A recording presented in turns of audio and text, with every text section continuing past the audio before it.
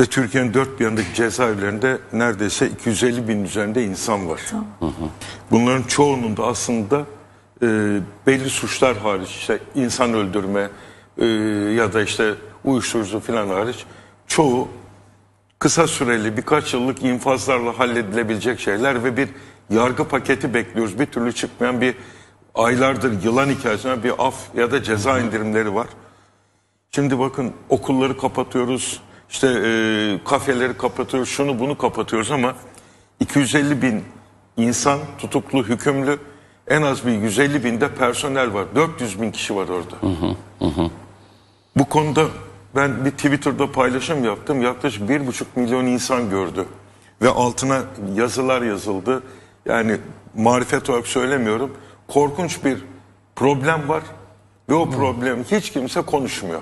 Yani içeride bir kişi öksürse 1500 kişi etkileniyor. Şimdi burada herkes işte